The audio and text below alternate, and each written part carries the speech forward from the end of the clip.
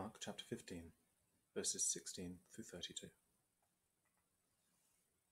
Then the soldiers led him into the courtyard of the palace, that is, the governor's headquarters. And they called together the whole cohort. And they clothed him in a purple cloak, and after twisting some thorns into a crown, they put it on him, and they began saluting him, "Hail, King of the Jews!" They struck his head with a reed, spat upon him, and knelt down in homage to him. After mocking him, they stripped him of his purple cloak and put his own clothes on him. Then they led him out to crucify him. They compelled a passer-by who was coming in from the country to carry his cross.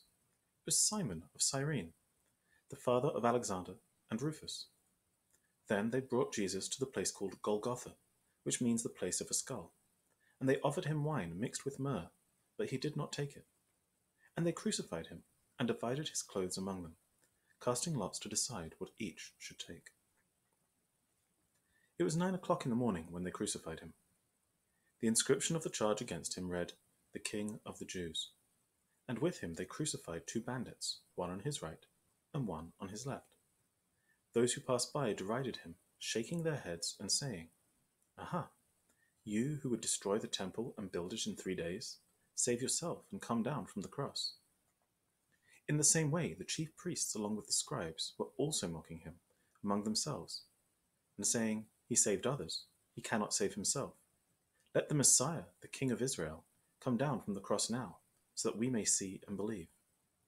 Those who were crucified with him also taunted him. So,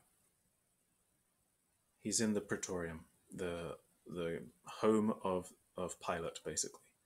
And the soldiers there, a cohort of maybe 600 people, 600 soldiers, making fun of him, pushing him around, pretending like he's some sort of king, even though we all know that he is, but they're mocking him for it. They're making fun of him. They twist some thorns into a crown. Oftentimes we see the symbology of this crown with the thorns digging into Jesus' head, but according to the scholars that I've read, actually the thorns would have been pointing upwards to just really just symbolize a crown. So they're just making fun of him, saying, "Oh, look at you with your crown on," when of course it's not made of any precious metal at all. And so once again, they're just being cruel. And then after they mock him, after they call him the King of the Jews, after they've beaten him up and pretended to bow down before him, then they strip him of the stuff that they've put on him, stick his own clothes right back on him, and they led him out to walk what we are familiar with as the Stations of the Cross. Simon of Cyrene is forced to carry the cross for Jesus, and then they say that they bring him to the place called Golgotha, which means the place of the skull. This is Calvary. This is where Jesus was crucified. They offer him wine mixed with myrrh, which is an interesting callback to one of the 3 gifts that he received at the beginning of his life. Why would a child be given a gift of myrrh that's so strongly linked with death? Well, of course, it's to remind us that the whole reason Jesus was born in the first place was to die.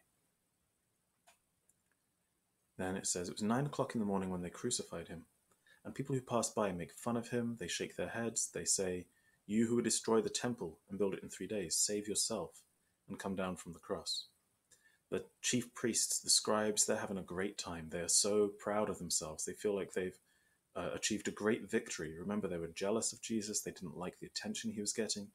And so they are so proud of having achieved their goal, which was to get rid of this person they thought was a troublemaker. And so they make fun of him while they do it. They're not gracious in their perceived victory. They say, "He saved others, but he can't save himself."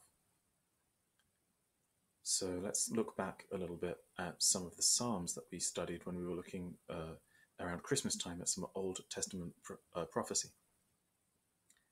In Psalm 69, you'll see, "You know the insults I receive, and my shame and dishonor. My foes are all known to you.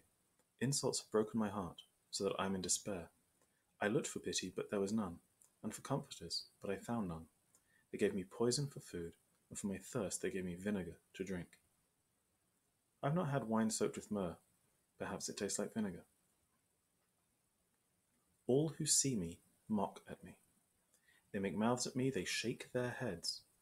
Commit your cause to the Lord, let him deliver, let him rescue the one in whom he delights. They stare and gloat over me. They divide my clothes among themselves, and for my clothing they cast lots.